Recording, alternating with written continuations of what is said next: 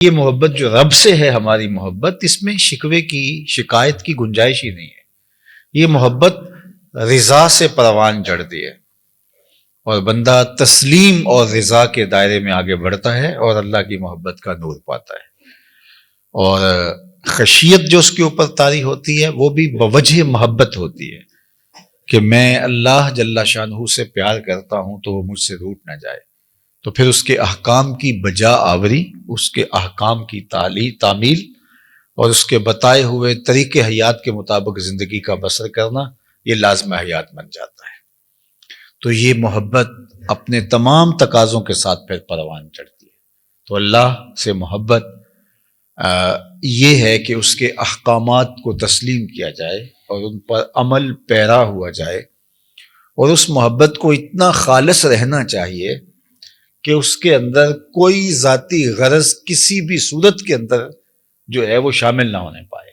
یعنی وہ اپنی محبت کو بندے سے جس محبت کا وہ مطالبہ کرتا ہے اور جس چیز کا وہ متقاضی ہے بندے سے، وہ ایسی محبت ہے جس کے اندر ایک ذرے کے برابر بھی ملاوٹ جو ہے وہ اللہ برداشت نہیں کرتا۔ اور یہ بات میں آپ کو بتاؤں کہ سب اس دنیا کے اوپر جتنے بھی ہم گناہ کرتے ہیں، صرف ایک گناہ کو ہی شرک کہا گیا ہے، شرک اصغر۔ شرک کے علاوہ، حقیقی شرک کے علاوہ اگر کسی گناہ کو شرک کہا گیا ہے تو وہ ریا کو کہا گیا ہے۔ ریا میں انسان اس عمل میں کسی بندے کو شریک کرتا ہے، یعنی کسی بندے کی رضا جوئی کے لیے، کسی بندے سے کچھ غرضیں سمیٹنے کے لیے، اور کسی بندے کی خوشنودی کے لیے، یا اپنے نفس کو اس میں شامل کر کے وہ ریا کے ذریعے سے اپنے عمل کو ملوث کرتا ہے، تو وہ عمل پھر خالص نہیں رہتا۔ تو صرف جو شرک اصغر کہا گیا اعمال میں سے، وہ ریا کو کہا گیا، اور یہ ایک رائی کے دانے کے برابر بھی قابل قبول نہیں۔ اللہ اکبر۔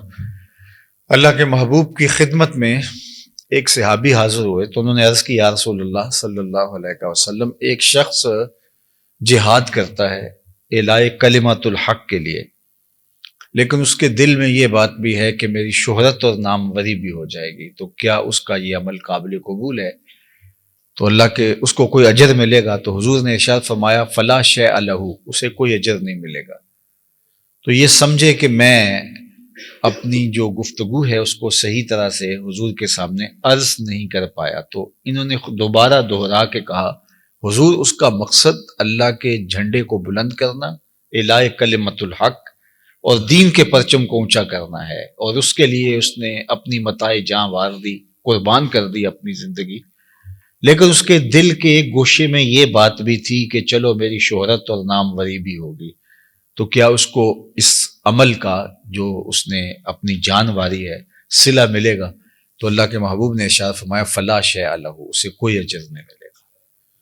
تو یہ پھر پریشان ہوئے، تو تیسری مرتبہ انہوں نے پھر کہا، حضور اس کا مقصد اللہ کے دین کے پرچم کو بلند کرنا، اللہ کے دین کے جھنڈے کو اونچا کرنا، اور سر بلندی اسلام ہے، لیکن یہ بات ضمن میں ہے کہ چل جب یہ ہوگا تو ساتھ یہ بھی تو ہوگا ہی ہوگا۔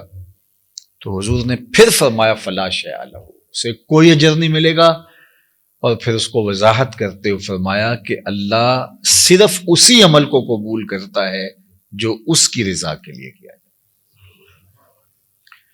تو جس عمل کے اندر ایسی شرکت ہو جائے جس سے نفس کی پرورش ہو، خواہشات، تو وہ اللہ تعالیٰ اس حوالے سے بہت غیرت رکھتا ہے، اور یہ بہت بڑی بات ہے۔ آپ بتائیے کہ سب سے برا عمل کیا ہے؟ جہنم میں ایک وادی ہے، حدیث پاک میں آتا ہے کہ وہ اتنا عذاب ہے اس وادی کے اندر کہ ایک دن میں 600 مرتبہ جہنم بھی اس وادی سے پناہ طلب کرتی، پناہ مانگتی، اللہ مجھے اس وادی سے بچانا۔ 600 مرتبہ ایک دن میں جہنم اللہ سے عرض کرتی ہے، مالک مجھے اس حصے سے بچا کے رکھنا، 600 مرتبہ ایک دن میں۔ تو صحابہ نے عرض کی، یا رسول اللہ صلی اللہ علیہ وآلہ وسلم، اس وادی میں کون لوگ ڈالے جائیں گے؟ تو اللہ کے محبوب علیہ السلام نے فرمایا، القراء المراؤون، وہ قراء جو ریاکاری کرتے ہیں، وہ اس وادی کے اندر ڈالے جائیں گے۔ تو اب اللہ کیا چاہتا ہے ہم سے؟ اللہ چاہتا ہے میرا بندہ میرا ہی ہو اور اس کے اندر غیر کی شرکت نہ ہو۔ یار ایک عورت نہیں چاہتی کہ میرے سے محبت کرنے والا وہ شوہر ہے یا اس کی ناجائز محبت بھی ہو، وہ یہ گوارا نہیں کرتی کہ اس کے اندر کسی کی معمولی سی شائبہ بھی جو ہے وہ غیر کی شرکت کا ہو۔ ایک مرد نہیں چاہتا، وہ جس سے محبت کرتا ہے تو وہ نہیں چاہتا کہ اس میں شائبہ غیر کا ہو۔ تو جو سب سے زیادہ غیرت والا نہیں، اغیر سب سے زیادہ غیرت کرنے والا ہے، تو وہ کس طرح گوارا کرے گا کہ نفس شامل ہو، خواہشات شامل ہوں اور کوئی اور شامل ہو۔ قیامت کے دن جو لوگ ریاکاری کرتے رہے تو اللہ تعالیٰ ان کو بلائے گا اور وہ کہیں گے کہ مالک ہمارے عمل کی جزا، تو اللہ فرمائے گا ان سے لو جن کے لیے کرتے رہے، اور یہ وہ انتہائی ذلت ہوگی اس دن جو اٹھانی پڑے گی۔ تو محبت کا تقاضا پھر محبت کا خالص ہونا ہے، اور خالص للہ محبت ہی مقبول ہے، اور جو خالص للہ نہیں ہے وہ مردود ہے۔ تو اس لیے تھوڑی محبت ہو، وہ آہستہ آہستہ پروان چڑھ جائے، لیکن ہو خالص۔ تو یہ ہمارے دین کا، ہمارے رب کا، ہماری شریعت کا ہم سے تقاضا ہے۔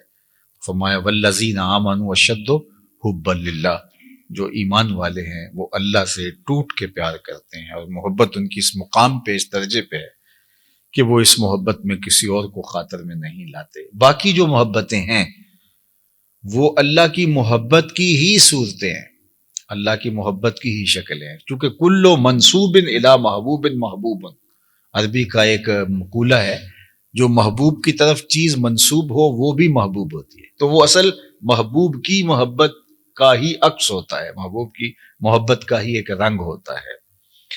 تو وہ پھر وہ شریعت اس کی اجازت دیتی ہے، شریعت کہتی ہے کہ میری محبت کی آپ کو تکمیل یہاں سے ملے گی۔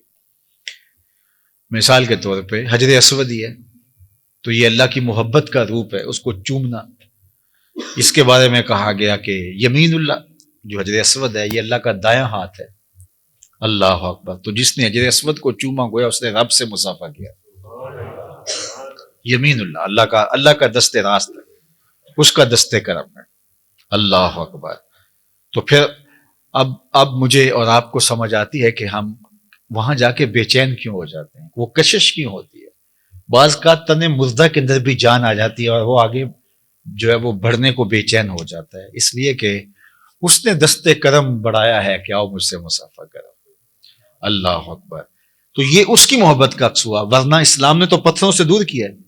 آپ اسلام کا مزاج پڑھیں، اسلام نے پتھروں سے بندوں کو دور ہٹایا ہے، لیکن اس پتھر کے نیڑے کیا جا رہا ہے، جو پھر اس کی محبت کا جو بھی عکس ہوگا۔ پتھروں سے دور ہٹایا ہے، لیکن کہا کہ جب تم میرے گھر کا طواف کر لو تو 2 رکعت وہاں پڑھو جہاں میرے محبوب کے قدم لگیں، مقام ابراہیم پہ 2 نفل پڑھو۔ پتھروں سے دور ہٹایا، اس پتھر کے نیڑے سجدہ کرنے کی ترغیب۔ پتھروں سے دور ہٹایا، لیکن کہا صفا مروہ پر جو ہے وہ دوڑ لگاؤ۔ تو یہ وہ پھر جو چیزیں منسوب ہوں گی رب کے ساتھ، تو پھر ان کی محبت اللہ کی محبت ہوگی۔ تو یاد اس کے ساتھ ایک پتھر منسوب ہو جائے تو اس کی محبت اللہ کی محبت ہے، اور حضرت خلیل اللہ کے قدم لگ جائیں تو وہ اس کی محبت اللہ کی محبت ہے۔ حضرت ہاجرہ کے قدم لگ جائیں تو اس پتھر کی محبت اللہ کی محبت کا عکس اور جمال ہے، تو پھر رسول اللہ کی محبت اللہ کی محبت کا رنگ کیوں نہیں ہوگی؟ تو پھر اللہ اور اس کے رسول کی محبت ایک ہی محبت ہے۔ تو اللہ اور اس کے رسول سے محبت کرنے کی پھر ترغیب ہمیں شریعت میں جو ہے وہ ملتی ہے، تو پھر اللہ اور اس کے رسول سے شدید محبت یہ تقاضا ایمان ہے، اور اللہ ہم سے چاہتا ہے کہ ہم اس سے بھی پیار کریں، اس کے محبوب سے بھی پیار کریں، اور اس کے محبوبوں سے بھی پیار کریں۔ اللہ اکبر! اور اللہ تعالیٰ جل شانہ تو ان نسبتوں کی تکریم کا بھی حکم دیتا ہے کہ جو انبیاء کے ساتھ، اس کے برگزیدہ بندوں کے ساتھ جڑی ہیں اور ان سے دور کی نسبت پیدا ہوئی ہے، تو ان کی بھی تعظیم اور ان کی تکریم کا بھی شریعت اسلامیہ میں درس دیا گیا۔ تو اللہ جل شانہ ہمیں اپنی سچی محبت کا جمال عطا کرے۔